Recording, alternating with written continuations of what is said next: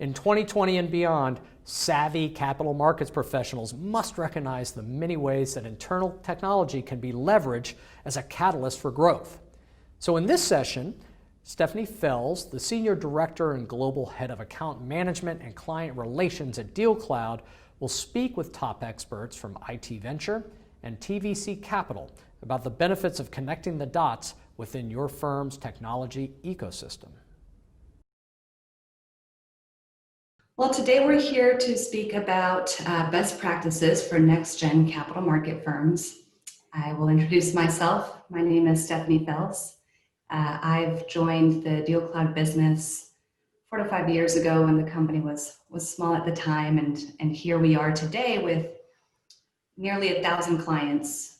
And I've overseen a number of implementations over the course of time. And today, it's exciting to me to talk about connectivity and specifically the agenda we have lined up. I also want to thank our speakers and will allow them to introduce themselves shortly. With regards to the agenda that we have here, a little word about today's topic. Today the name of the game in the private capital markets industry is connecting technology systems within a firm. I've been working in this industry for almost 15 years, and the first wave of digital transformation was all about data research platforms and accessing data. But now the second wave is connectivity between those systems. And what we're seeing across the board is clients are developing ways to have systems speak to each other. They're spinning up their own data lakes and warehouses internally. They're marrying all sorts of data sets with the end goal of empowering their deal strategy overall. And so today, what you see here on the screen in terms of the agenda are APIs and system integrations. That's something we're going to discuss together. Best practices for creating connections between those systems, expert data governance strategies, and risk mitigation and compliance considerations. So next, what I'd like to do is start by having everyone introduce themselves and describe how they're currently using DealCloud. And if applicable, let us know which third-party systems are synced up with with our DealCloud system, which we also sometimes call DC, via APIs. So I'd like to formally introduce our panelists, and I'll go ahead and start with Jensen Bryant over at TVC Capital. Yeah, hey, thanks, Stephanie. So I'm Jensen Bryant. I am a senior associate at TVC Capital. We're based out of San Diego. We're a growth equity firm for smaller B2B software companies. I'm primarily responsible for deal generation and execution over here at TVC. So myself and my colleagues, we're really living in DealCloud, logging call notes, tracking deals through the pipeline pretty much on a daily basis within DealCloud. So it's really a core system of record for us. I'm also currently the only person that's completed the DealCloud University and is platform manager certified. So I kind of handle internally when we want small configurations to our UI. My team comes to me for that. Right now, the main thing that we have integrated with our DealCloud instance is DataFox, which is now owned by Oracle. It's kind of a top of the funnel prospecting tool where we see a conference or a list of companies that we want to scrub through and at a high level qualify in or out if they might be good fits for us. That takes place in DataFox, and then those qualified targets are the ones that get brought into DealCloud. And then I've been a little less involved in this, and it's still in the works, but we're also integrating a second system right now by the name of SmartRoom. And that is really going to be our new LP communications portal. So some folks from my team have been working with folks from DealCloud and from SmartRoom for the last couple months here, and hopefully going live with that here by the end of the month. Great. Greg Stewart, we'd love for you to talk to us about how you guys use DealCloud as well today. Yeah, sure. So Greg Stewart, I'm an investor at Great Hill Partners, and suppose I should do the full disclosure. We're investors in Intap, which is DealCloud's part of the Intap family, but I think we were product champions and customers long prior to that. So I think we're still relatively unbiased. So we use DealCloud, similar to what Jensen just outlined, really as a system of record for three primary workflows. The first is prospecting and deal tracking. So where Jensen outlined the use case for the DataFox integration, we have a similar integration with SourceScrub, which is a firmographic data provider, and we utilize DealCloud to kind of track all of our sourcing activities. And then if a prospect turns into a live process or deal, we'll also track all of our deal activity and progression through the system. Second, we use it for investor relations and fundraising. So we have APIs to Preqin and MailChimp, and we utilize DealCloud to centralize really all of our RLP communication activity. And the third is relatively new use case, but executive tracking, where we don't really have any integrations today, but we do use DealCloud for portfolio company C-suite recruiting workflows to build a bench of executive talent. Mm-hmm. That's great. Thank you, Greg. And Max, I saved you for last because with your role specifically, I'd love an introduction, but the other question I'd like to pose to you is, from your perspective as a consultancy that works with DealCloud, what shifts have you seen in the way that firms approach systems and API usage? Thanks, Stephanie. And yeah, I'm Max Evans, Head of Data Strategy with IT Venture. And as Stephanie just mentioned, IT Venture are a data-focused consultancy and DealCloud's most experienced implementation partner. As part of that, we see lots of different systems across the clients that we work with, and which of sort of best of suite systems that try to do everything but not everything very well, to systems like DealCloud, which are in the best of breed class. The biggest switch we've seen is really having to connect those systems together. So instead of everything living in one system, you have everything living in different systems.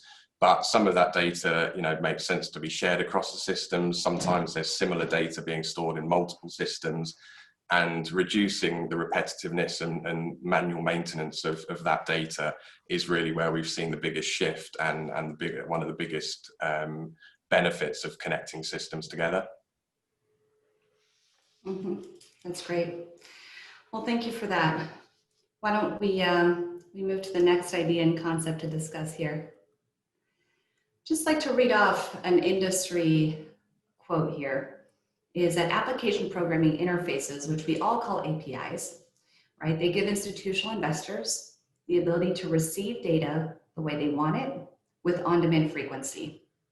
Coupled with analytics tools, such data empowers buy-side leaders to boost investment performance, increase asset flows, and improve client experience. And that's by BNY Mellon.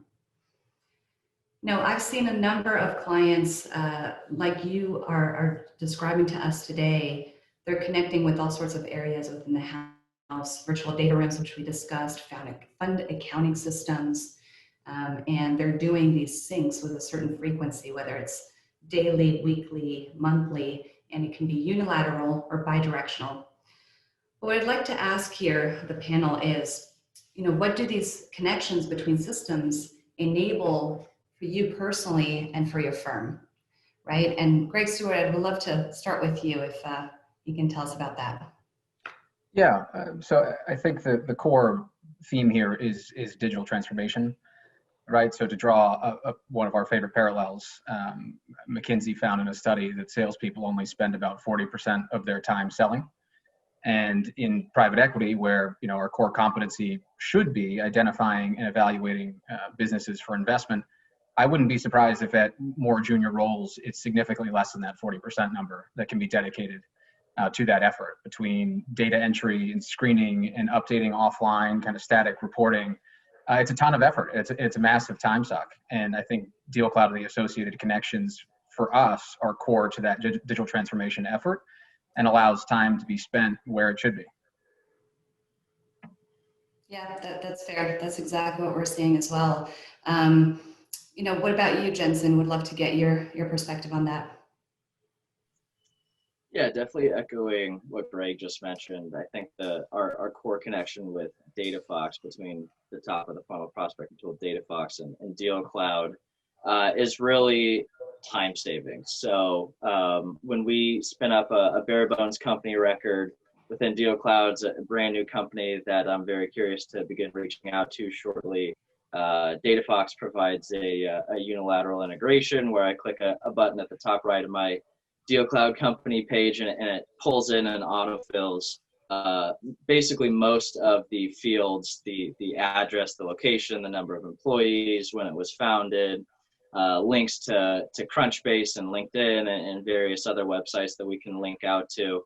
It does that in an automated fashion, and it saves a couple minutes per company, but when you're doing it as part of a larger deal generation effort and you're reaching out to dozens if not more new companies per week, it saves a lot of time. And to Greg's point, it lets us get back to what should be our core competency, which is evaluating businesses for investment opportunity.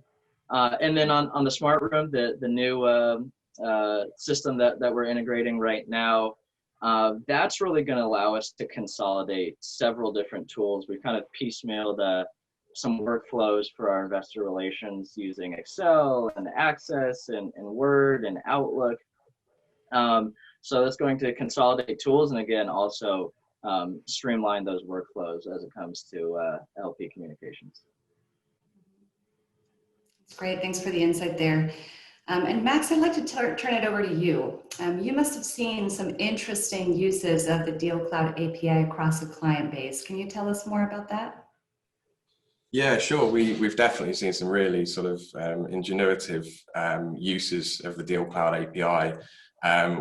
We've seen sort of extensions to notifications being built using the API. So when activities and things like that in DealCloud are changed, people are notified so they can get a quick email that just has the sort of basic information about what's been changed on the activity.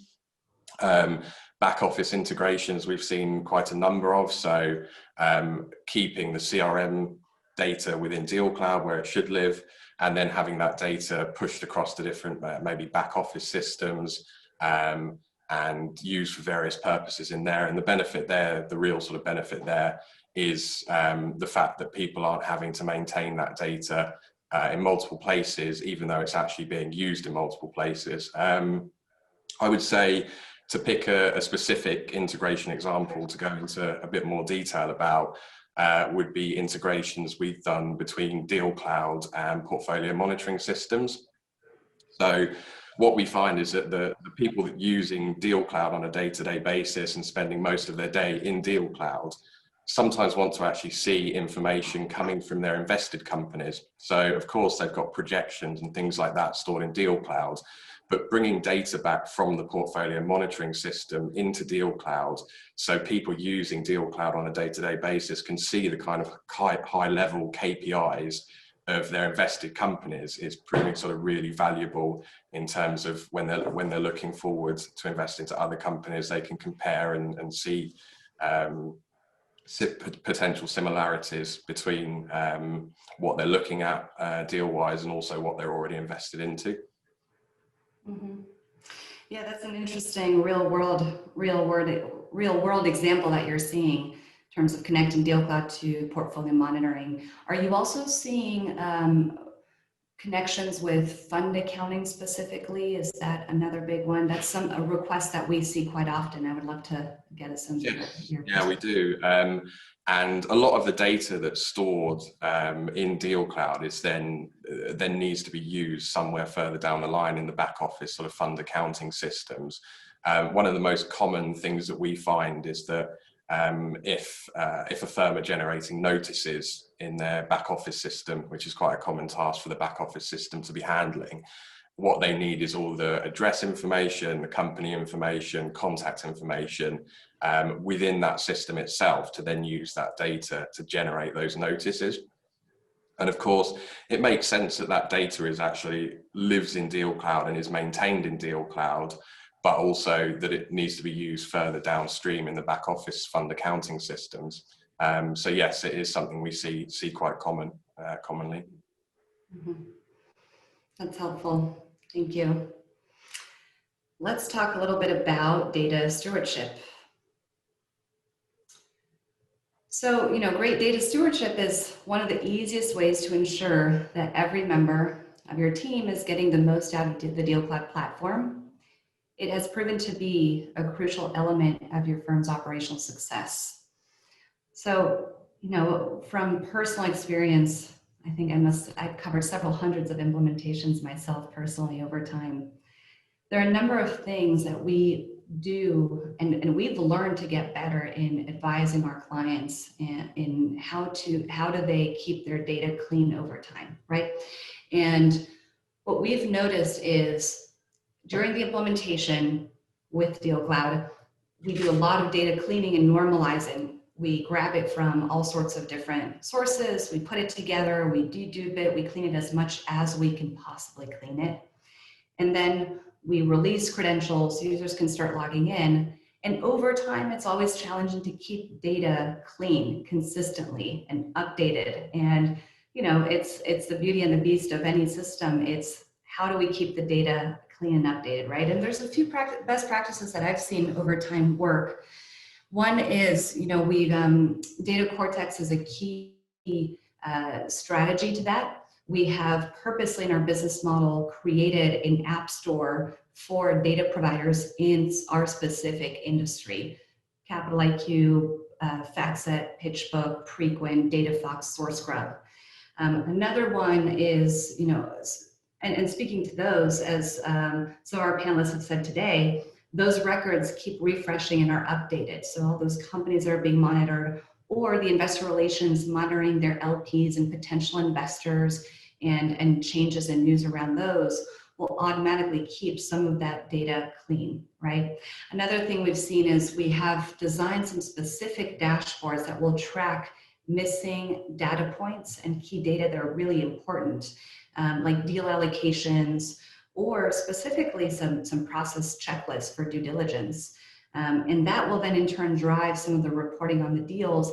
And some clients even go towards to the point of mirroring and matching the deal information to compensating deal professionals. So, come pay time and bonus time and revenue attribution, whether you're a private equity firm or an investment bank, your deals need to be in the system, the number of deals that you've captured as a team, whether they were closed or not, and the ones that you ended up closing with all of the proper information entered. And that, will assure that deal professionals are going to keep that data clean. But what I'd like to do is kind of turn it over to our panelists here. And I'd like to start with you, Jensen, is how does your firm maintain clean data when it's flowing in and out of multiple technology platforms? Tell us a little bit more about the integrations you've done, of course, which you've told us about, but would like to go into more detail there.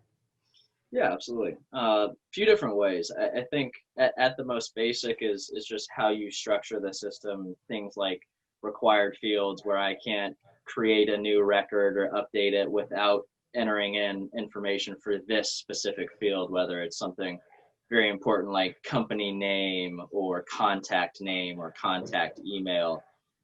That's a really good way to ensure data cleanliness at a high level. So we're not trying to blast out an email marketing automation blast, and there's no email addresses in the contact field, stuff like that. Autofilling, linked fields where if I have a field that's redundant between two different types of records, if I spin up a second one, it will autofill into the second object, stuff like that just saves the team time. I think a big one as well is having an internal champion at your firm for data cleanliness, and I kind of moonlight as that over at TVC. But I've actually seen it as a dedicated role at some growth equity firms and VC firms, where they actually have a full-time, dedicated person that is CRM admin might be the title, and they help keep the systems clean. Like you said, that's the burden of great technology is keeping the data clean, and so that's kind of their primary role, and they help with the folks before COVID going to conferences out in the field that don't really have the time to be, going for 2 hours at night and entering everything into their CRM, and they can kind of pass it off and make sure that it gets into the system and things are staying updated. Greg, how about you? Can you give us the perspective from Great Hill Partners on this? Yeah, much the same. And historically, I think, our activities were very similar to what Jensen just outlined. So our number one, the biggest cleansing exercise we needed to do was just implement best practices and frankly, get institutional buy-in. Because people don't really like to be retrained on something that they consider not part of their day-to-day job. But actually more recently, I think it's become more systematic, so that integration with Source Scrub is now a two-way sync. So what that lets us do is similar to what Jensen outlined with DataFox, is we can, when we create a new account, we can populate all those fields with whatever Source Scrub has. But we can also do data sanitation, so we can actually have them go and clean up all of our existing records. And that could be LP records, that could be account records, that could be deal records, fundraising records, whatever it is. And it can do that in an automated way, and we can set it up with regularity. So all of that manual, what was again previously manual exercise, is no more. That's great. Automating data entry is always a challenge to get people to do that, right? Max, what about you? Do you work with clients to help put in place procedures around data governance? I'd love to know more about, you've seen so many implementations of DealCloud, and each one of them are a little bit different. So tell us about that a bit more. Yeah, sure. Thanks, Stephanie. And much to Greg and Jensen's points there, what we work with clients on is defining their data governance frameworks. So this involves really defining the rules, roles, and processes around data within their organization and data within DealCloud. And as Greg just said, sort of getting institutional buy-in is one of the biggest hurdles to that, and getting people to actually enter data into these systems. So as much as data governance, what we also do is work with clients to make sure that they feel that they're getting something out of the data that they're putting in, and we find that actually reduces the hurdle to get people bought into actually putting that data on into various platforms. Mm-hmm. Yeah, I would agree. Institutional buy-in has been cited twice here. There's, again, from covering all of a number of clients and accounts and implementations, I could not stress more the fact that besides implementing the tech, we can put the best technology in front of people's hands, but we need to drive change. And driving change means assigning certain roles and having those functions be carried out with specific tasks. And the top needs to buy in, and it needs to be pretty much driven from the top down. And that's how you keep things, you keep the data clean. It's interesting to see some clients have, they'll go on different different places of the spectrum. Some of them will say to everyone in their firm, all users need to be DealCloud certified. This has happened by the end of the quarter for your bonuses to be distributed. And it's interesting, no matter the title and the seniority, everyone went through the DealCloud platform certification. It was an enormous investment on behalf of the client. Other clients are less prescriptive around that and say, we don't want to have people go through that much, and this seems too much of an ask. But instead, we're going to assign specific people in the firm, whether it's front office, middle office, or back office roles, to help keep that data clean. And it needs to be done on an ongoing basis. And at the very least, what we usually see for clients that are even a little larger in size, when we think about several hundreds of users, in some cases, they have a DealCloud committee meeting, and they meet on every week or every 2 weeks or sometimes monthly. And they have a committee and they discuss, best practices. It's constant, it's a breathing and living thing. Yeah, absolutely. And I think we've also seen, people actually look at what can come out of the system reporting wise, and then almost trace backwards as to what goes in the system. So making sure that the users are actually really interested in what comes out to get them bought in, putting the data in there in the first place. That's actually great. You know, that's a great comment. The ways to then prove the value of the system is to drive the reports, automated, scheduled notifications, delivering that data for consumption. And, you know, we have the typical sort of deployment where the senior partners of the firm will not be logging in actively in the system, but they are consumers.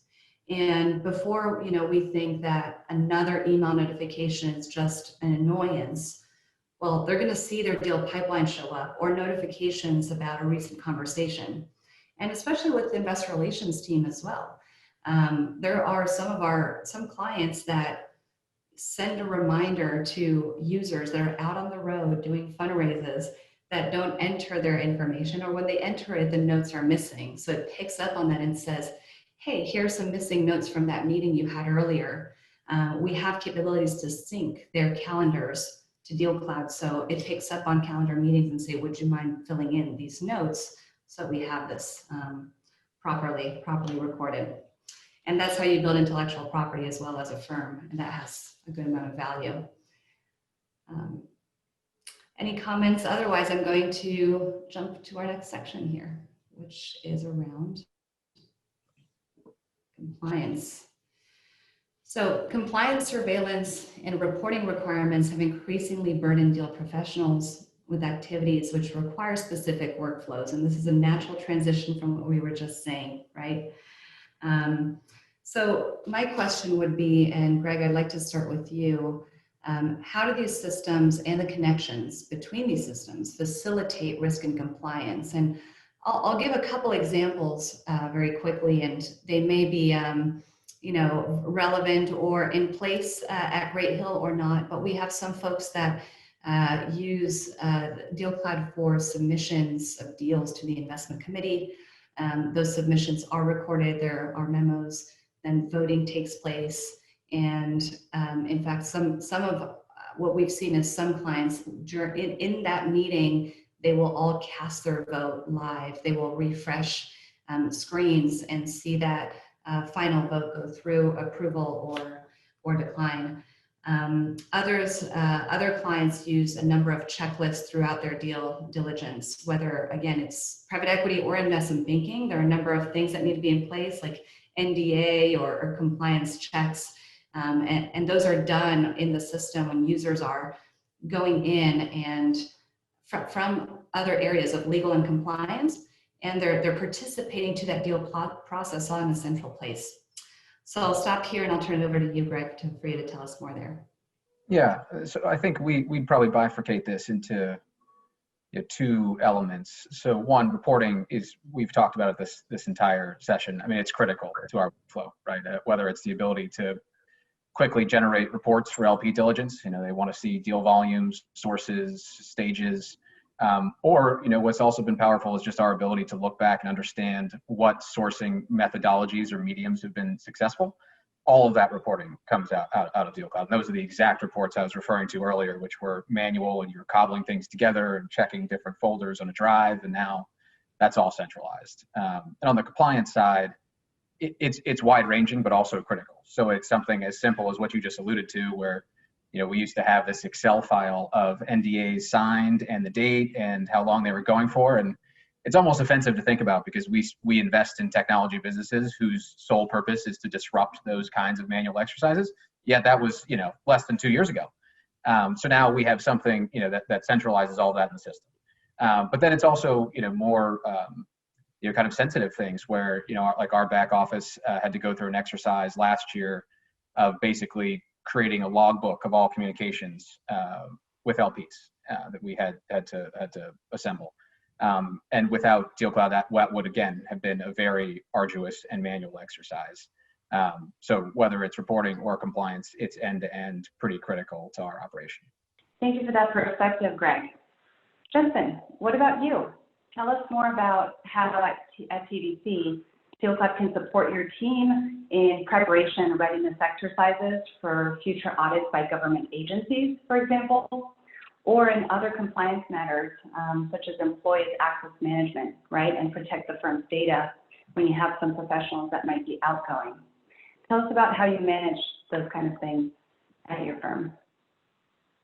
Yeah, absolutely. A few different ways. I think, again, just kind of pointing back to how you structure the system. So in this case, it would be with permissions. We have, typically a couple interns at any given time, and we want to make sure that, yes, while they have access to the system and they should be in and using it on a daily, if not a weekly basis, we don't necessarily want them to be able to delete entire swaths of company records or download all of our company data and take it to the next shop they're going to, stuff like that. Nightmare scenarios, I know, but you can never fully rule it out. So permission level stuff on user accounts is big for us. And then I think to what Greg was saying is reporting, both from an internal and external perspective. So as part of our investment committee meetings, high up in one of the first half a dozen slides in our final investment memorandums for deals that we take to IC, we like to have, for the benefit of the whole firm, but especially for the partners that aren't the lead on the deal, to capture basically a synthesized version of our entire interaction timeline with this company, whether it's been for the last 2 months when we first started engaging, or we've been engaging for 2 or 3 years before potentially consummating this investment. All of that gets captured. That's all the data that's being generated and stored in DealCloud. And so having a very clean spit out for our investment committee meetings is crucial. And then on the external side, like Greg was saying, the LP reporting, being able to, X% of deals came from proprietary outreach versus the banker channel versus our referral network. And these are our metrics of, reached out to connected to engaged to term sheet signed sort of thing. All of that in terms of how we report to LPs on a consistent basis. And when we're out fundraising, that's all being generated in DealCloud. Yes, I can imagine the time savings created when you may gather a bunch of information to put together for an audit request, for example, or from requests coming in from your LPs. Having that centrally in a central repository is great, and imagine the time efficiencies there. Matt, we'd love to hear and understand your perspective from clients of yours that leverage API integrations in this area. Yeah, I guess it'd be good to actually pick a couple of examples that we've actually built out for clients. So one was an integration with DealCloud. So it allowed them to control who was able to see certain documents over in their document management system. So people like deal team members and anyone else that needed access to that information. But we built the integration to actually carry over those user permissions from DealCloud into the document management system. And another sort of really pertinent example is we had a client using WorldCheck, so to check various sanction lists for both companies and people. They had all their CRM data living in a CRM system, and they were copy pasting everything over. And what they found was they were getting manual errors. So if they were doing bulk uploads into WorldCheck, they were getting lots of copy and paste errors and things like that. So what we did there is build out an integration where they're able to click a button in the system and have it automatically send the contact or company information up to WorldCheck. WorldCheck would then go off in the background, check their various sanction lists. And once the result was available, it was then actually populated back into the system. So they never then had to go off and use a separate system at all. All the information was pushed and then returned back from WorldCheck automatically. So that not only cut down on the manual errors that were happening from the sort of, copy pasting into Excel, but also vastly sort of improve their efficiency around that process. Mm-hmm. All right, that's great. Thank you for that perspective. And actually, you mentioned two really important points around compliance. First of all, the point around permissions. Wherever you need some sort of Chinese wall within a firm in communications, those can be configured accordingly, right? So at private equity firms, that typically happens between the investor relations team and the deal professionals team, where the IR data can't be seen by the deal professionals depending on the timing of those conversations. It can also occur with our investment banking clients, and in fact, in most cases, what we do is we configure the system in a way where financial sponsor coverage bankers are not privy to any data or information going on in live auctions and live processes in M&A deals until that deal is closed or passed, and then that database opens up to them. Those permissions also govern what the user is able to see in the platform. So they can't see any sort of record that is sectioned off to them, right? They can search for it in the system, in DealCloud, and that will not show up whatsoever in the results, and that filters through into the reporting. So any data that is being consumed, the permissions flow through all of those channels. So that's an interesting one, thank you. The other point is around restricted lists. So, you just talked about some using APIs to monitor certain lists. Same thing, we have some clients that have automated their restricted or no trading list, right? And what those kind of integrations allow to do is to add or remove specific companies in an automated way from those lists. And of course, those are plenty of time savings. And again, just confirming the human error issue that you're seeing. There's no more human error from copying and pasting. It's all the data is pumping in and out of the system. Great. Well, I think we're nearing the end of our discussion here, and I would like to spend the last few minutes on Q&A. I wanted to thank our panelists again for being with us here today. And I think we have a few questions coming in. So I'm going to read them off and would like to open those up to our panel. Great, so we have a question here coming in. Let's see. So that question is, how do you ensure that users engage with the DealCloud platform? That's a question we get a lot throughout implementation. I would love to hear from our panelists on this.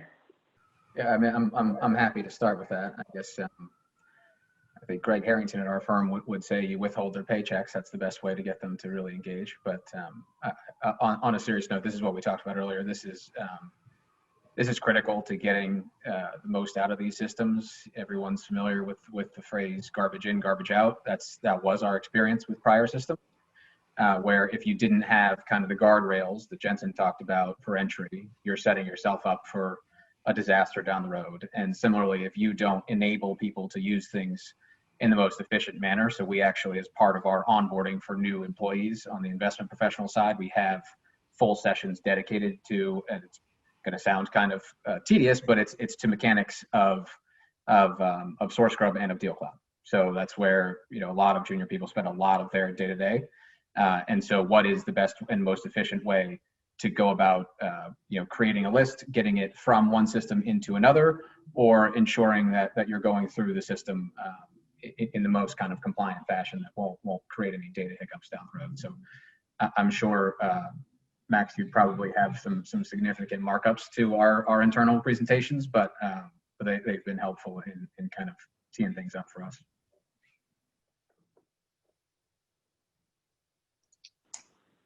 I'm happy to jump in. Yeah, I think a lot of it starts with the training and the onboarding in terms of new employees or interns and their level of engagement, willingness to engage with the platform. It's absolutely, whether it's an intern or employee, it's part of the first few days of training for us, is getting into the system with them. And for us, it's DealCloud and DataFox.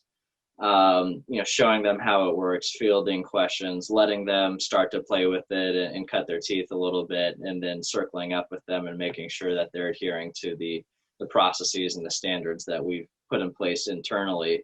In terms of making sure that new users continue to use it, continue to engage, continue to keep the data clean.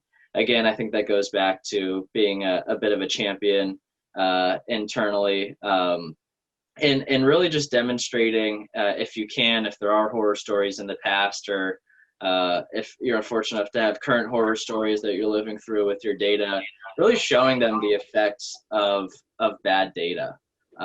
In terms of what it cost you in terms of errors or the amount of time it took to go clean it.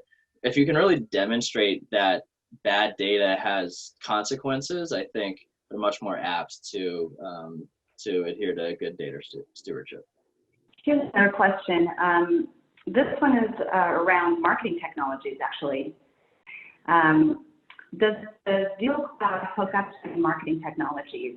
And is anyone on the panel currently leveraging any of those systems? And what I'll quickly comment on there is we've seen a number of different systems that are hooked up to DealCloud.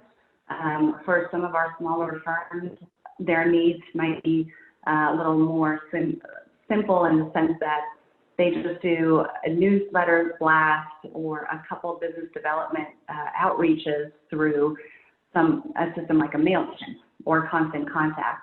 And then the further up we go in some complex deployments, we're seeing systems like Marketo or Pardot or HubSpot. And DealCloud a few years ago realized that it would be a strong value for us to have and offer our own marketing system, and it's called Dispatch. A number of clients do have it, and some don't use it yet. But Max, I would love for you to give us a little bit of sense for this. I'm sure you've seen across the clients we worked with a number of marketing systems. Tell us a bit more about that. Yeah, sure. Thanks, Stephanie. So what we've seen is sort of largely integrations with things like MailChimp and platforms similar to that. So allowing the users to actually leverage DealCloud for what it's great at, which is managing data, especially CRM type data, and then being able to push that automatically across into things like MailChimp. And other platforms like that. Again, it really cuts down on the sort of manual effort required to get all that stuff going.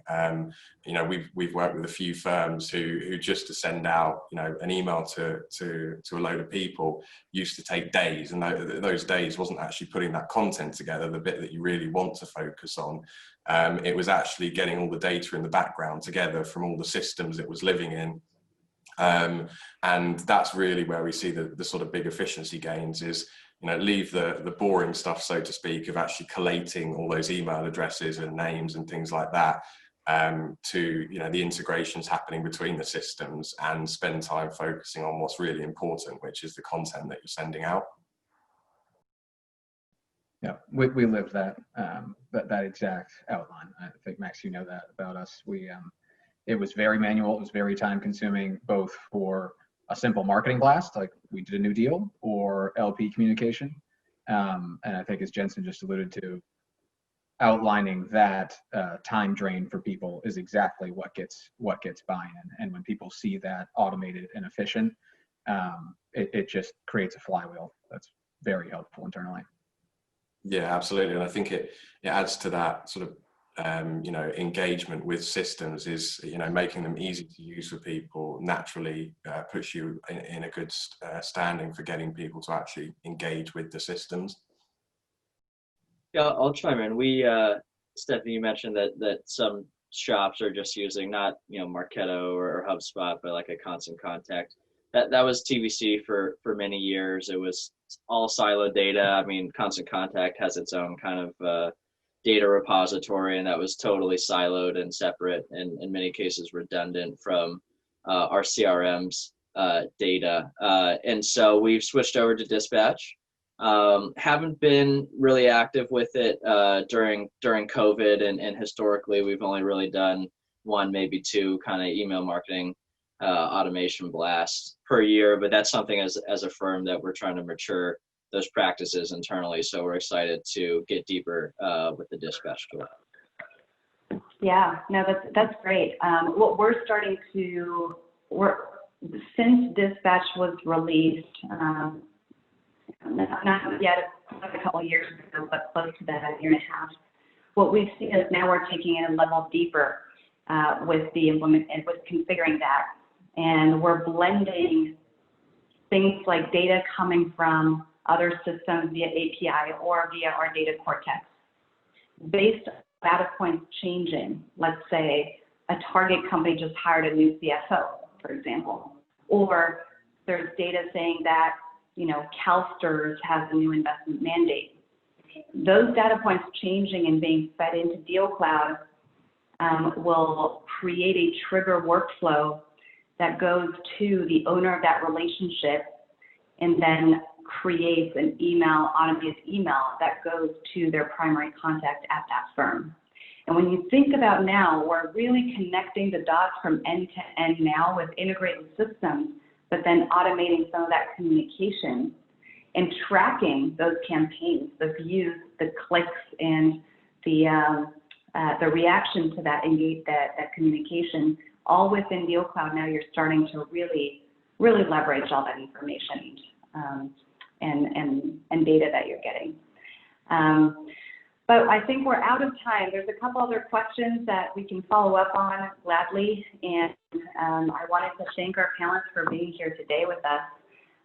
Thanks. We appreciate all the great insight. I'm sure it's going to serve a number of questions and follow-up discussions with the audience that has listened to your stories today. So thanks again, and you know, hopefully everyone tunes in for a few of the other chats we have going with DealCloud Connect. Thanks, everyone.